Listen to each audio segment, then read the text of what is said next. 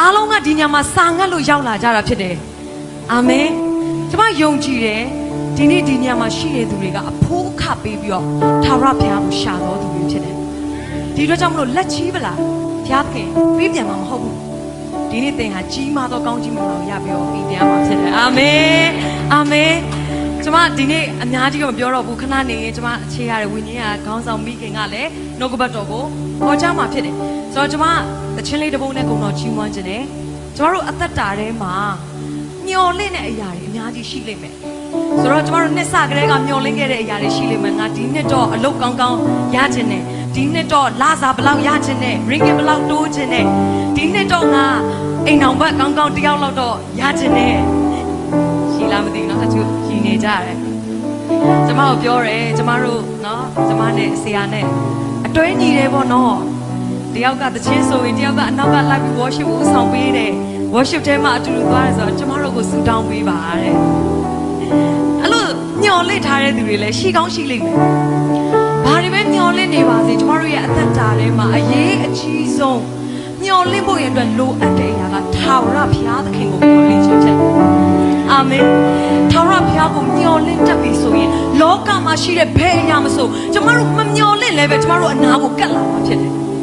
အာမင်ဘယ်တစ်ယောက်ကယုံကြည်ပါလဲလက်လေးမြောက်ပြပေးပါဦးယုံကြည်လက်ခုပ်တီးပြီးထာဝရဘုရားကိုချီးမွမ်းဟာလေလုယာကျွန်တော်ဒီနေ့မှာ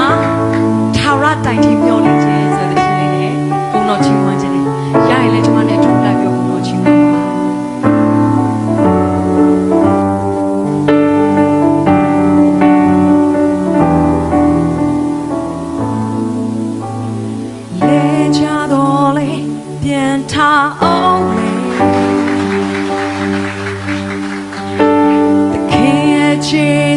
ကျွန်တော်ထွက်လုံးလောက်ခဲ့မိုင်းညာနဲ့တဲ့ငါဖြတ်တန်းလေအလေးရတကူကကျွန်တော်အားလေလို့ခဲ့အမျိုးမျိုးသောနောက်ဆက်ချင်းကြုံလေအချို့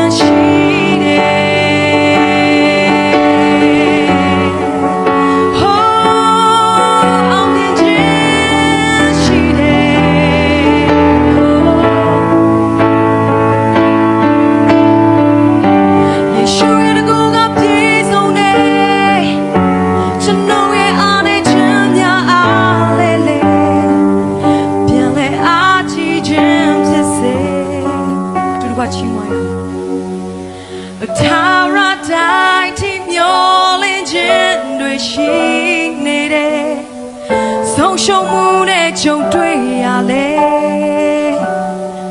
ခရစ်တော်ဖျားကျွန်ုပ်နာရှိတယ်အညာဥယျာဉ်နိုင်ကိုကြွေးချမ်းလာ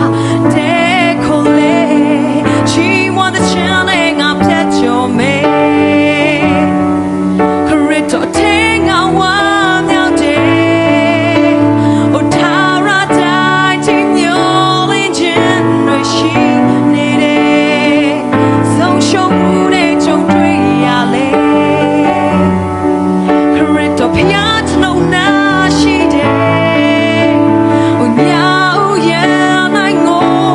Yeah.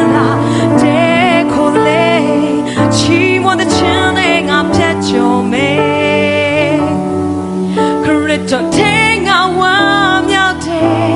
အောင်မြင်ခြင်းရှိတယ်